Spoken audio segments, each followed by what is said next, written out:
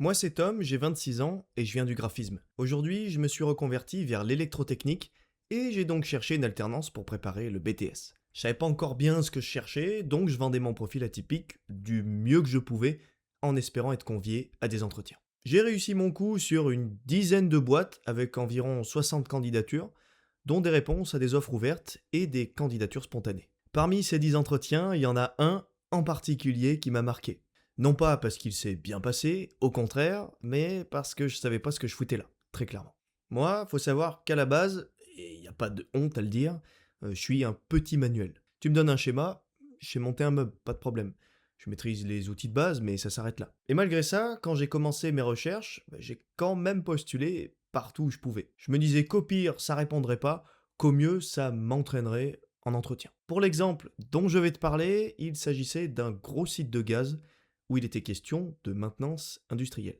Faut savoir que j'avais répondu directement à une offre sur leur site et qu'en plus de ça, j'étais allé à leur rencontre à un salon d'alternance. Le processus de recrutement chez eux étant assez long, j'avais eu le temps de faire un ou deux entretiens entre ma candidature et mon fameux entretien. Je reçois un appel et on pose une date pour se rencontrer.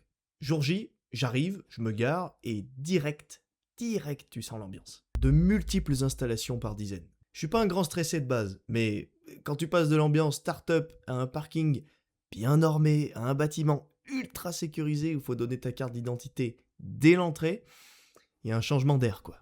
Le responsable maintenance me récupère et m'installe dans une petite salle avec un devoir sur table de 45 minutes niveau STI 2D. Donc là, je te cache pas que je rigole un peu intérieurement. Parce que la STI 2D, pour moi, ça remonte à plus de 8 ans.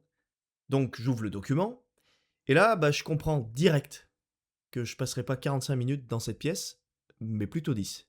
D'où la fameuse phrase du début de vidéo, qu'est-ce que je fous là, moi? Alors, je réponds aux questions du mieux que je peux, j'en connais certaines, j'essaie de déduire pour d'autres, mais pour la majorité d'entre elles, c'est un zéro pointé.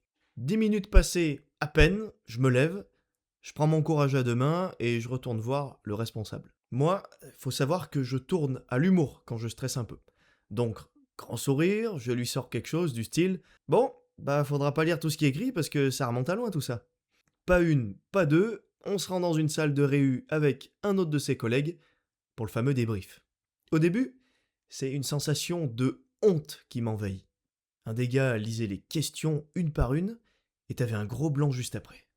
On a passé bien 1 heure dans cette salle, et là, j'ai fait un joli parallèle. C'est comme pour passer le permis finalement.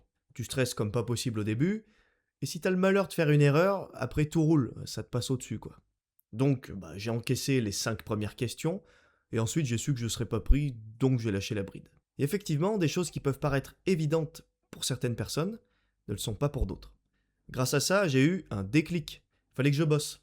Que je travaille les maths, la physique, la logique élec et tout ce qui tourne autour. J'avais jamais ressenti autant de mal-être lors d'un entretien. Et sur le coup, ça fout les boules, bien sûr. Mais ça m'a permis d'en tirer les conclusions. Qu'une reconversion pro, quelle qu'elle soit, doit se préparer, doit se travailler. Ils m'ont aussi parlé des missions du poste.